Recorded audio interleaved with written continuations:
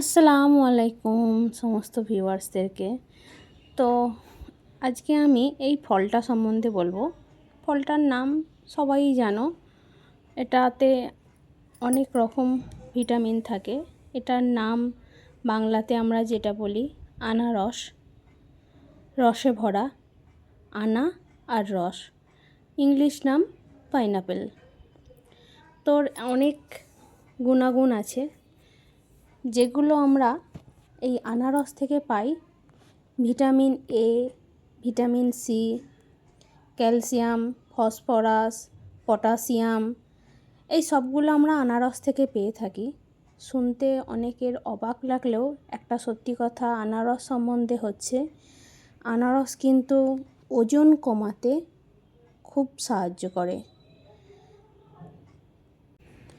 সকালে ঘুম থেকে উঠে স্যালাড হিসাবে যদি আনারস খাওয়া যায় তাহলে অনেক উপকার লাগে। আবার যদি আনারসের জুস বের করে আনারস খাওয়া যায় তাহলে তো অনেক উপকারিতা আছে, যেমন ক্যালসিয়াম, ম্যাঙ্গানিজ, যেটা হাড় গঠনের সাহায্য করে। আনারসের উপকারিতা সম্বন্ধে আমরা যত বলবো ততই কম, কারণ আনারস আমাদের অনেক দিক থেকে অনেক কিছু কাজে লাগে। ক্যালসিয়াম হাড়ের গঠনের জন্য ক্যালসিয়াম খুবই উপকারিতা এবং এটা খুবই কাজে লাগে। ম্যাঙ্গানিজ হাড়কে মজবুত করে তুলতে কাজে লাগে।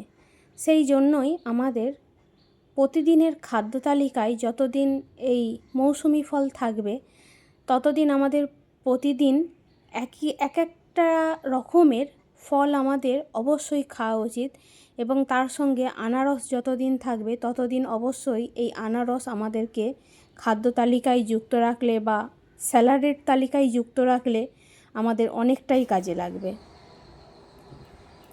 দেখো আমি অনেকটাই প্রায় আনারসটা কেটে নিয়েছি।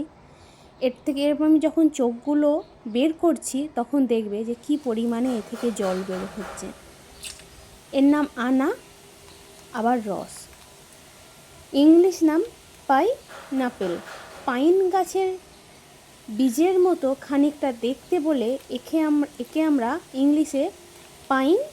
আর বিদেশিরা অনেক সময় আমাদের দেশে যখন আমাদের দেশে যখন রাজত্ব করে গিয়েছিল তখন ওরা এই ফলটার নাম কি খুঁজে পেয়েছিল না, তখন ওরা যে ফলের নাম জেনেছিল না বলে পাইন গাছের মতো দেখতে বলে ওই জন্য পাইন আর অ্যাপেল এর সঙ্গে যুক্ত করে হয়ে গিয়েছিল তখন পাইনাপেল। তাই এখনও একে আমরা ইংলিশে পাইনাপেল বলে থাকি। তো আমি দেখো এখন চোখগুলোকে কেটে অনেকটাই ফেলে দিয়েছি। এরপরে আমি কেটে নেব, নিয়ে এতে সামান্য লবণ আর একদম সামান্য পরিমাণে চিনি ছড়িয়ে 5 মিনিট রেখে তারপরে আমি একে পরিবেশন করে নেব। তো টাটা, বাই, আসসালামু আলাইকুম, খোদা হাফেজ সমস্ত বন্ধুদেরকে।